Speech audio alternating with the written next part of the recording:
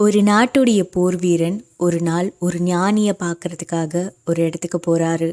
அந்த ஞானி அப்போ தான் அவருடைய தியானத்தை முடிச்சுட்டு ரிலாக்ஸ்டாக ஒரு இடத்துல உட்கார்ந்துருக்காரு. அந்த ஞானிக்கிட்ட இந்த போர் வீரன் போயிட்டு, ஐயா எனக்கு ரொம்ப நாளாக ஒரு சந்தேகம் அப்படிங்கிறாரு.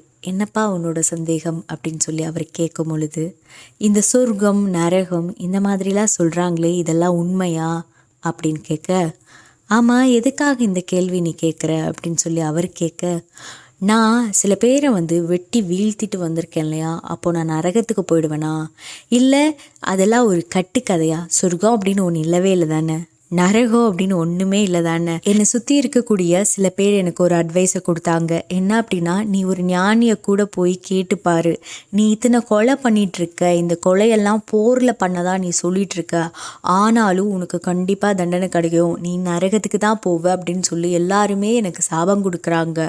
அப்படி இருக்கும்போது நான் ஒரு ஞானியை தேடி நான் இங்கே வந்திருக்கேன், அதுவும் உங்களை தேடி வந்திருக்கேன், எனக்கு உண்மையாகவே சொர்க்கம் நரகம்னு ஒன்று இருக்கான்னு நீங்கள் ப்ரூவ் பண்ணுங்க அப்படின்னு சொல்லி கேட்குறாரு. உடனே அந்த ஞானி ஒரு செகண்ட் அப்படியே அமைதியாக ஒரு பொன் சிரிப்பை சிரிக்கிறாரு. சிரிச்சிட்டு, ஆமாம் நீ யாரு, நீ உண்மையே போர் வீரன் தானா, பார்க்குறதுக்கு பிச்சைக்கார மாதிரி இருக்க, நீ போர் வீரனா, ஆமாம் உன்னை யார் முதல்ல போர் வீரனாக எடுத்தது, உன்னை செலக்ட் பண்ண அந்த ராஜா எப்படிப்பட்ட ஆளாக இருப்பான், அந்த நாட்டுடைய ராஜா எவ்வளோ பெரிய பிச்சைக்காரனாக இருந்திருப்பான், உன்னுடைய நாட்டுடைய ராஜா பிச்சைக்காரனாக இருக்கிறதுனால தான் உன்னை மாதிரி பிச்சைக்காரனை போய் போர் வீரனாக நியமிச்சிருக்கான், என்னடா இது அப்படின்னு சொன்ன உடனே அந்த போர் வீரனுக்கு பயங்கர கோவத்தில் தாங்கிட்டே இருக்கக்கூடிய அந்த வாள் அப்படின்னு நம்ம சொல்லுவோம் இல்லையா, கத்தி, அதை அப்படியே தயாராக எடுக்கிறான். உடனே மகான் சொல்கிறாரு, ஆமாம் என்ன நீ அந்த வாளால் என்னோட தலையை வெட்டிடுவியா, என்னை வெட்டுறதுக்கான சக்தி உங்ககிட்டயும் அந்த வாள்கிட்டையும் இருக்கா என்ன அப்படின்னு சொல்லி இன்னுமே தூண்டி விடுறாரு. உடனே அந்த படை வீரன் அப்படியே எடுத்து அந்த அருவாலை அப்படியே அவர் மேலே வீசுறாரு. வீசும் பொழுது அதை அப்படியே அந்த ஞானி பிடிச்சிடுறாரு. பிடிச்சிட்டு, இதுதான் நரகத்துடைய துவக்க நிலை அப்படின்னு சொல்கிறாரு. உடனே அந்த படை வீரனுக்கு ஒன்றுமே புரியல. ஆமாம்ல, ஏன் நம்ம இவ்வளோ சுரன்னு கோவப்பட்டோம் அப்படின்னு நினைக்கிறாரு. எஸ், இந்த கோவத்தின் போது ஒரு பதட்டம் ஒன்று உருவாகுது. அந்த பதட்டத்தின் போது தான் நரகத்துடைய வாசல் அப்படிங்கிறது ஓப்பன் ஆகுது. சில பேருக்கு கோவம் வரும்போது கை காலெல்லாம் நடுக்கும்.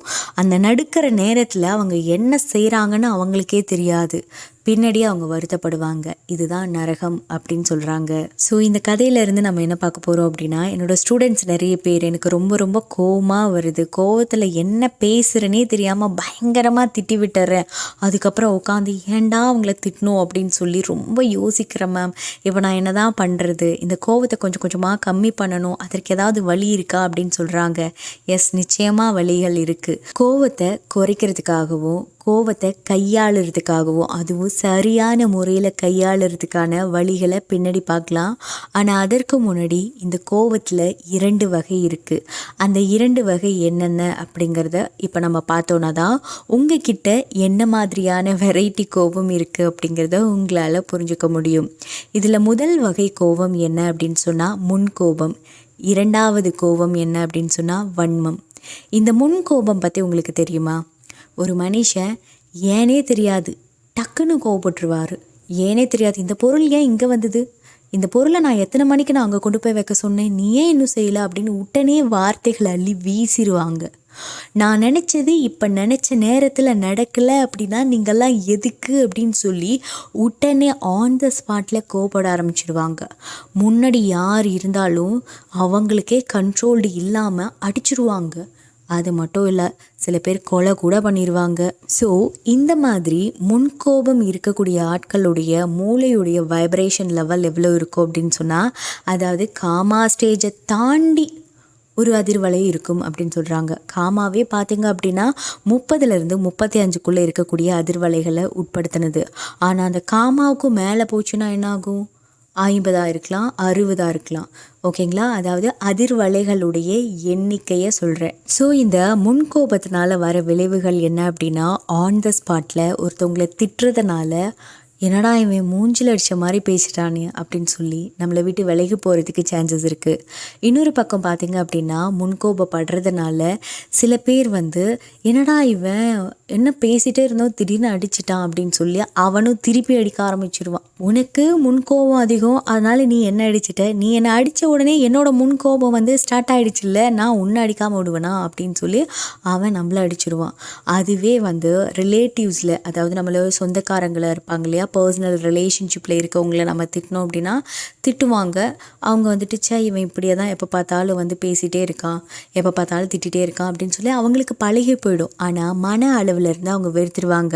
அதுவே முன்ன பின்ன தெரியாது. இப்போ தான் ஒரு 2 மாதமாக லவ் பண்ணிகிட்ருக்கோம். அந்த பொண்ணுக்கிட்ட போய் நான் என்னோடய முன்கோபத்தை காமிச்சிட்டேன்.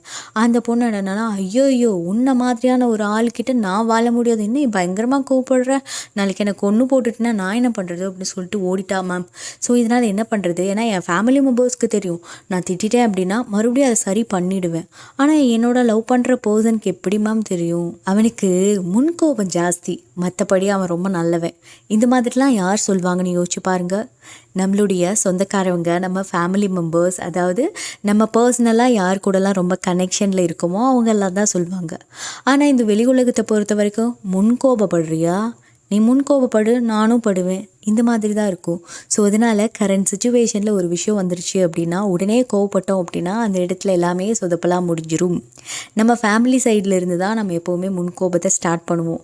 அது கொஞ்சமாக ஸ்ப்ரெட் பண்ணி அப்படியே நம்ம உலகம் முழுக்க, அதாவது ஜாப் பண்ணிகிட்ருப்போம், அங்கே பிஸ்னஸ் பண்ணிகிட்ருப்போம், அங்கே நம்ம லவ் பண்ணுற பொண்ணுக்கிட்ட, நம்ம மனைவி கிட்ட, எல்லா இடத்துலையுமே அதை ஸ்ப்ரெட் பண்ண ஆரம்பிச்சிருவோம். ஸோ இந்த இடத்துல முன்கோபம் அப்படிங்கிறது எவ்வளோ ஆபத்தானதாக இருக்கிறதுக்கு நிறையவே சான்சஸ் இருக்குது அப்படிங்கிறது உங்களுக்கு புரிஞ்சிருக்கும்னு நினைக்கிறேன். 2வது கோபம் என்ன அப்படின்னா வன்மம். இந்த வன்மம் அப்படிங்கிற இந்த கோபத்தை பொறுத்த வரைக்கும் ஆன் த ஸ்பாட்டில் கோவமே பட மாட்டோம்.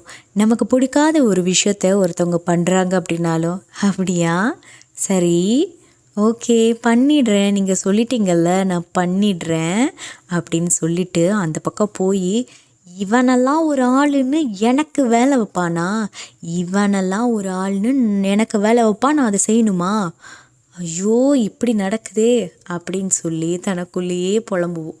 இப்படியே புலம்புறது எவ்வளோ நாளைக்கு நீடிக்கும் அப்படின்னா எவ்வளோ நாளைக்கு வேணாலும் நீடிக்கும். ஆனால் ஒரு ஸ்டேஜுக்கு மேலே, நல்லா மென்ஷன் பண்ணி சொல்கிறேன், ஒரு ஸ்டேஜுக்கு மேலே டம்ப் பண்ணி வச்சுருந்தோம் இல்லையா, அதை எல்லாத்தையும் ஓப்பன் பண்ணும்போது பயங்கரமான ஒரு எரிமலை மாதிரி வெடித்து செதறிடும். அந்த நேரத்தில் கொலையே நடந்தாலும் ஆச்சரியப்படுறதுக்கு இல்லை, நம்ம எல்லாருமே வியப்பாக பார்ப்போம். என்னடா இவன் ரொம்ப ஜென்யூனாக இருந்தான், நான் சொல்கிறதுக்கெலாம் சரி சரின்னு சொன்னான், இப்போ என்னடானா இப்படி அரக்கன் மாதிரி ரியாக்ட் பண்ணுறான், இப்படி பண்ணுறானேடா அப்படின்னு சொல்லி ஆச்சரியமாக யோசிச்சு பார்ப்போம். எஸ், வன்மம் அப்படிங்கிறது டம்ப் பண்ணி வச்சு ஒரு எரிமலை மாதிரி வெடித்து செதற அந்த நேரத்தில் நம்மளுடைய ஹெல்த்துக்குமே இது மிகப்பெரிய ஒரு ரொம்ப பெரிய பாதகமாக தான் அமையுது. பாருங்கள், நான் அட்ஜஸ்ட் பண்ணிக்கிறேன், சரி இந்த ஒரு தடவை அட்ஜஸ்ட் பண்ணிக்கிறேன் அப்படின்னு சொல்லி நீங்கள் உங்கள் கோவத்தை கண்ட்ரோல் பண்ணி அழகாக ஒரு பால் மாதிரி நீங்கள் க்ரியேட் பண்ணுறீங்க. ஸோ ஒரு ஸ்டேஜுக்கு மேலே நீங்கள் அதை வெடித்து செதறும் பொழுது ஆப்போசிட்டில் இருக்கவன் மட்டுமே பாதிக்கப்படுறது இல்லை, அது கூட சேர்ந்து உங்களுக்குமே ஹெல்த் பாதிக்கும். என்னடா ஆகிடும் அப்படின்னு சொன்னால் அட்டாக் கூட வந்துடும், அதாவது ஹார்ட் அட்டாக் கூட வர்றதுக்கான சான்சஸ் இருக்குது. ஸோ நம்ம இப்போ பார்த்த 2 கோவத்துடைய வகைகளுமே பார்த்திங்கன்னா ரொம்பவுமே டேஞ்சரஸ் தான். ஸோ அதனால் கோவம் வரும், அதுதான் இயல்பும் கூட.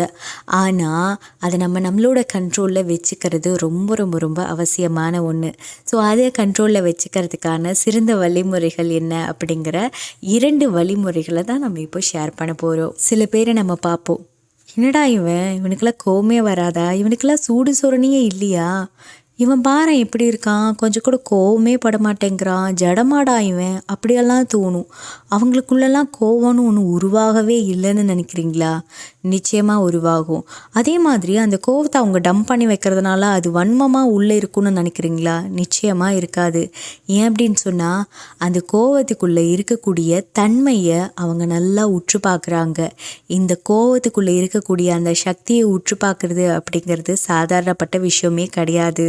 நீங்கள் எப்பெல்லாம் வெளி உலகத்தால் சிரமப்படுறீங்களோ அப்பெல்லாம் தான் உங்களுக்கு கோபம் வருது. கரெக்டு தானே நான் சொல்கிறது? ஸோ இந்த சிரமத்தினால தானே உங்களுக்கு கோபம் வருது.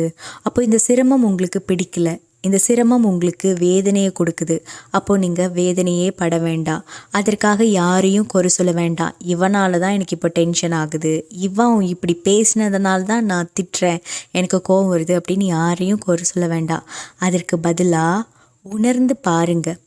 உங்களுக்கு வருது இல்லையா அந்த சிரமம், உங்களுடைய கவலை, ஐயோ எனக்கு அன்ஃபேவரபுளாக ஒன்று நடக்குதே அப்படிங்கிறத உணருங்க. அதை கவனிங்க. அதை கவனிக்கும் போது நிறைய கோணத்தில் நீங்கள் பார்ப்பீங்க. அதாவது நிறைய பாயிண்ட் ஆஃப் வியூவில் பார்ப்பீங்க.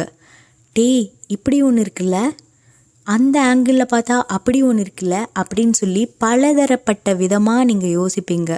ஸோ இந்த மாதிரி நீங்கள் பல வகையில் நீங்கள் யோசிக்கும் போது என்ன ஆகும் அப்படின்னு சொன்னால், அதுக்குன்னு ஒரு மையக்கரு ஒன்று உருவாகும். அந்த மாறுபட்ட மையக்கரு தான் உங்களுக்கான ரிசல்ட். இந்த இடத்துல நிறைய பேர் என்கிட்ட ஷேர் பண்ணுவாங்க, மேம் நான் ஒரு வேலை பார்த்துட்டே இருக்கேன், ஒருவேளை இது இப்படி இருக்குமோ, ஒருவேளை அது அப்படி இருக்குமோ, இல்லை இப்படி தான் இருக்கும், இந்த மாதிரி நான் கன்ஃபியூஷன் ஸ்டேட்டில் இருக்கேன், இதுதான் நீங்கள் சொல்லிகிட்டு இருக்கீங்க கரெக்டா அப்படின்வாங்க. நிச்சயமாக இது இல்லை. ஒரு அமைதியான பிளேஸில் காமாக உட்காருங்க. உட்காந்துட்டு நீங்கள் உங்கள் பிரச்சனைகளை, உங்கள் கஷ்டங்களை அப்படியே பாருங்கள்.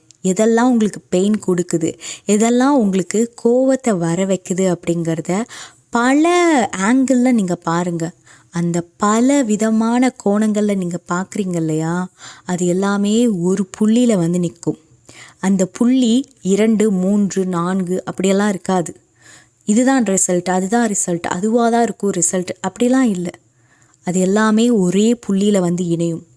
இப்போது ஒரு தெருக்குள்ளே நீங்கள் பூந்து போனீங்க அப்படின்னா, எந்த தெருக்குள்ளே பூந்தாலும் சில இடங்கள்லாம் நீங்கள் பார்த்துருப்பீங்க, எந்த தெருக்குள்ளே பூந்தாலும் கரெக்டாக ஒரு இடத்துக்கு வந்து சேர்ந்துருவீங்க. எவ்வளோ பேர் எக்ஸ்பீரியன்ஸ் பண்ணியிருக்கீங்க? நிறைய பேர் என்கிட்ட சொல்லியிருக்காங்க, மேம் எங்கள் தெருவில் நான் எந்த பக்கம் வழி தெரியாமல் போனாலும் என் வீட்டுக்கு வந்து சேர்ந்துருவேன், எனக்கு எப்படின்னே தெரியாது, ஏதோ ஒரு வழியில் பூந்து ஏதோ ஒரு வழிக்கு வந்துடுவேன். எஸ், இந்த மாதிரி தான் உங்களுடைய அந்த கோணங்களும் இருக்கும். பல விதமாக இருக்கும், நீங்கள் பல விதமாக யோசிப்பீங்க. ஆனால் எல்லாமே ரிசல்ட் ஒன்று தான் கொடுக்கும். நீங்கள் கரண்ட் சுச்சுவேஷனில் பெரிய பிரச்சனையில் இருந்தாலும் சரி, அந்த பிரச்சனையை பல கோணத்தில் பாருங்கள். அந்த பல கோணத்தில் நீங்கள் பார்க்கும்போது நிச்சயமாக உங்களால் ரிசல்ட்டை கண்டுபிடிக்க முடியும். மன ரீதியாக நீங்கள் வெளியாளாக இருங்க, ஓகேங்களா? ஒரு வியூவராக இருந்து உங்கள் வாழ்க்கையில் நடக்கக்கூடிய பிரச்சனை, உங்களுக்கு ஏன் இந்த கோபம் வந்தது, இப்போ கரண்ட் சுச்சுவேஷனில் உங்கள் லைஃப்பில் என்ன பிரச்சனை போயிட்டுருக்கு அப்படிங்கிறத நீங்கள் ஒரு வியூவராக இருந்து பார்த்தீங்கன்னாலே போதும், உங்களுக்கு ரிசல்ட் கிடச்சிரும். உங்களுடைய கோபமும் இது நியாயமானதே இல்லையே, இப்போ எதுக்கு கோவப்படணும் அப்படிங்கிற அந்த மனநிலை உருவாயிடும். இப்போது நான் உங்கள் எல்லாருக்குமே புரிகிற மாதிரி ஒரு லைனரில் சொல்கிறேன் பாருங்கள். உங்கள் வாழ்க்கையில் உங்களுக்கு பிரச்சனை நடக்குது இல்லையா, அதை பார்த்து தானே உங்களுக்கு கோபம் வருது. ஸோ அதை எல்லாமே வேறு ஒருத்தனுக்கு நடந்தால் எப்படி இருக்கும், ஓகேங்களா? இந்த மாதிரி நீங்கள் சாட்சியாக இருந்து வெளியில் வந்துடுங்க. நீங்கள் அப்படிங்கிறது வெளியில் வந்துட்டு இவனுக்கு இந்த மாதிரியான விஷயங்களெல்லாம் நடக்குது அப்படின்னு பாருங்கள். இப்போது உங்கள் ஃப்ரெண்டுக்கு வந்து ஒரு பெரிய பிரச்சனை, ஓகேங்களா? அந்த பிரச்சனையில் அவன் இருக்கும்போது அவன் ரொம்ப பயந்துட்டுருக்கான் அப்படின்னாவோ, அவன் ரொம்ப கோவப்படுறானானோ, நீங்கள் என்ன பண்ணுவீங்க? நல்லா கோவப்படுடா, நல்லா பிரச்சனையில் விழுந்து சாகுடா, இப்படியா சொல்வீங்க? நீங்கள் என்ன சொல்வீங்க? அவனை அதிலேருந்து வெளியில் கொண்டு வரத்துக்கான புத்தி சொல்லுவீங்க அப்படிங்கிறத தாண்டி சொல்யூஷனையும் நீங்கள் கொடுத்துருவீங்க. இதை பண்ணுடா, உன் லைஃப் வந்து சேஃப்டா, இந்த பிரச்சனையிலேருந்து நீ தப்பிச்சிடலாண்டா அப்படின்னு சொல்வீங்க. கரெக்டுங்களா? இதே மாதிரி உங்களை நீங்களே பாருங்கள், நீங்கள் தான் சாட்சி, ஓகேங்களா? ஸோ நீங்கள் வெளியில் வந்துடுங்க. வெளியில் வந்துட்டு ஏன் எனக்கு இப்போ கோவம் வருது, எதனால் கோவம் வருது, அப்போது இதை சரி செஞ்சிடலாமா அப்படின்னு உங்ககிட்ட இருக்க பிரச்சனையும் சரி, அந்த பிரச்சனையில் இருக்கக்கூடிய தன்மையும் உங்களால் புரிஞ்சுக்க முடியும். இது எனக்கு சிரமமாக இருக்குது அப்படின்னு நீங்கள் நினைக்கிறீங்கன்னா, 2வது வழிமுறை சொல்கிறேன். ஒரு ரிலாக்ஸ்டான பிளேஸில் உட்காருங்க. உட்காந்துட்டு தனிமையில் ஒரு செவுத்தை பாருங்க, ஓகேங்களா? தனியாக ஒரு ரிலாக்ஸ்டான பிளேஸில் உட்காந்துட்டு செவுத்தை பாருங்கள். நீங்கள் பேசுகிறத யாருமே அங்கே கவனிக்கல, உண்மையிலேயே அங்கே யாருமே இல்லை. ஸோ அதனால் யாராவது பார்த்துருவாங்களோ, யாராவது நம்ம பேசுகிறத பார்த்து பைத்தியம்னு நினச்சிருவாங்களோ, இந்த மாதிரிலாம் யோசிக்காதீங்க, ஓகேங்களா? இதுதான் ரொம்ப ரொம்ப ரொம்ப சூப்பரான ஒரு விஷயம் கூட. ஏன்னா நீங்கள் பேசுகிறது வெளியில் எங்கேயுமே போக போகிறதில்ல, நீங்கள் யாரையும் கொடுமைப்படுத்தி நான் பேசுகிறத கேளு அப்படின்னு நீங்கள் வற்புறுத்த போகிறதும் இல்லை. அதற்கு பதிலாக செவுத்தை பார்த்து உங்கள் மனசில் என்னெல்லாம் இருக்கோ அதெல்லாம் பேசுங்க. கோவம் வருதா திட்டுங்க, எல்லாமே பண்ணிடுங்க. ஃபர்ஸ்ட்டு ஸ்டார்டிங்கில் இது ஒரு பைத்தியக்காரத்தனமாக தான் இருக்கும். ஆனால் நிச்சயம் இது போக போக போக இதுதான் ஒரு மாற்று மருந்து, அதுவும் கோவத்திற்கு இதுதான் ஒரு மாற்று மருந்து அப்படிங்கிறத நீங்கள் சரியாக புரிஞ்சுக்க முடியும். யாருடா இவங்க செவுத்தை பார்த்து பேச சொல்கிறாங்க, செவுத்தை பார்த்து பேசினா என்னோடய கோவம் குறைஞ்சிருமா அப்படின்னு கேட்டிங்கன்னா நிச்சயமாக குறையும். நீங்கள் செவுத்தை பார்த்து பேசும்போது நீங்கள் தான் அங்கே சாட்சியாக இருக்கீங்க. நீங்கள் சாட்சியாக இருக்கிறீங்க அப்படின்னா நீங்கள் உங்ககிட்டயே பேசுகிறீங்கன்னு அர்த்தம். கான்செப்ட் புரியுதுங்களா? உங்ககிட்டயே பேசும்போது அந்த செவுரு உங்களுக்கு பதில் சொல்லுது. அந்த செவுரு தான் நீங்கள். புரியுதுங்களா நான் சொல்கிற விஷயம்? எக்ஸ்பீரியன்ஸ் பண்ணி பாருங்கள். உங்கள் செவுத்துக்கிட்ட எல்லா பிரச்சனையும் கொட்டுங்க. உங்களுக்கு கோவம் வருதா, எல்லாத்தையும் செவுத்துக்கிட்ட கொட்டுங்க. அப்போ என்ன ஆகும் அப்படின்னா உங்களுக்குள்ளே இருக்கக்கூடிய இன்ட்யூஷன் பேச ஆரம்பிச்சிரும். புரியுதுங்களா? ஸோ இதை விட ஒரு சூப்பரான மெத்தட் வேறு எதுவுமே இருக்காது. ஸ்டார்டிங் ஸ்டேஜில் என்னடா இது தனியாக பேசணுமா, ஐயையோ அப்படின்னு தான் தோணும். ஆனால் இதை நீங்கள் ரெகுலராக பண்ண ஆரம்பிச்சிட்டிங்க அப்படின்னா உங்களுக்கு இன்ட்யூஷன் உங்ககிட்ட பேசுகிறத உங்களால் உணர முடியும்னு நான் சொல்ல வரேன். ஒரு அமைதியான அறையில் உட்கார்ந்து கொண்டு தனிமையில் பேசு. நீ பேசுவதை கவனிக்க யாரும் அங்கிருக்க வேண்டிய அவசியம் இல்லை. உண்மையில் யார் உன்னை கவனிக்கிறார்கள்? நீ சுவருடன் பேசலாம். அது இன்னும் அதிக மனிதத்தன்மையுடன் இருக்கும். ஏனெனில் நீ யாருக்கும் எந்த பிரச்சனையையும் உருவாக்கப் போவதில்லை. நீ யாரையும் கொடுமைப்படுத்துவதில்லை. நீ யாருக்கும் சலிப்பை ஏற்படுத்துவதில்லை. ஆனால் அமுக்கி வைக்காதே. அடக்கி வைத்தால் உன்னுள் ஒரு சுமை ஏற்படுத்தும். சுவரின் எதிரே உட்கார்ந்து நல்லதொரு உரையாடலை செய். ஆரம்பத்தில் சிறிது பைத்தியக்காரத்தனமாக தோன்றும். ஆனால் அதை அதிக அளவு செய்ய செய்ய அதிலுள்ள அழகை உன்னால் பார்க்க இயலும்.